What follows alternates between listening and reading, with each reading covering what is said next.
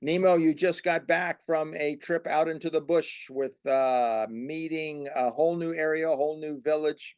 How did it go? Mhm. So first And off, give us a big picture. How many people did you have?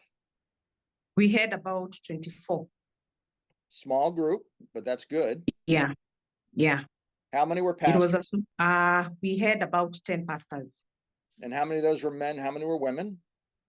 The men were around 8. The rest were women. Oh, of the whole 24, not just of the pastors. Yeah, yeah, Okay, good. yeah. They came hungry. hmm And they are theologically challenged, so to speak. They really don't know the word of God, and we really had to go down to the basics. Like we started with the cat and dog theology. Like, are you pointing people to you, or are you pointing people to God?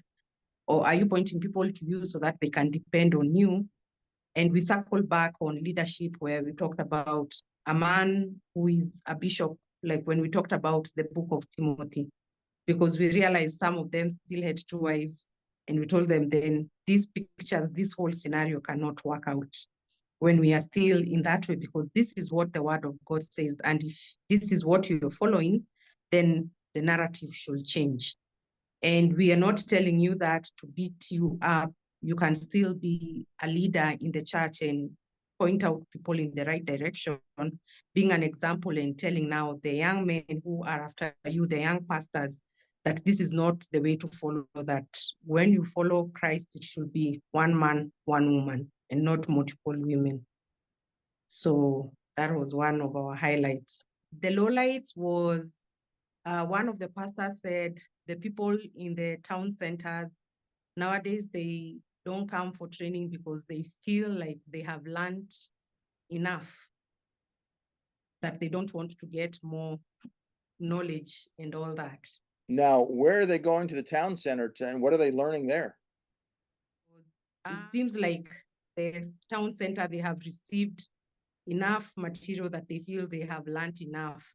But people who are deeper in the villages are the ones who are hungry for the word. Because I also had just a conversation today in the afternoon with David, and we realized we are struggling with the same thing, that people near the road, they feel like they've had it. But when you go deeper, you find people who are hungry and want to really know the word of God and learn how they can pastor, how they can be leaders, how they can lead their churches in a more godly and instill the values from the word of God. That is one of the challenges that we both discovered that we had. So now they had invited, because they thought that if they invited the pastors now from the town centers to come and be more like the big brothers, so it's But they would where not that they come. didn't, yeah, they will not come. We covered cat and dog theology, 1 degree of, and J1. And when we talked about J1, you could see the shock on their faces, because the second day they were like, we actually pay for trainings to go far away places to get trained, but you chose to come to us and just tell us about the basics of our relationship with God.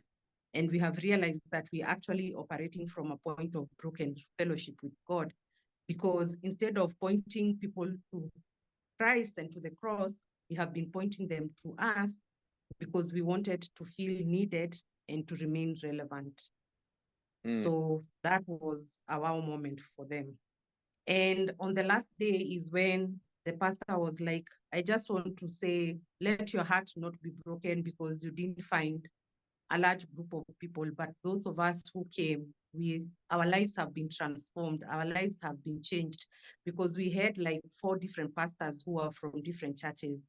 And one of them said, I hope one day you will come to my church. It's in the bush. We just started a church there, because I feel like this material, if we continued being trained effectively and efficiently, that you don't leave us, don't come once and leave us, but just walk with us through this journey, that we will be a changed and a transformed community. Well, thank you for all you do, sister. I know you're burning the candle hard. So Thank you. we'll look forward to seeing what you do this month. Thank you so much.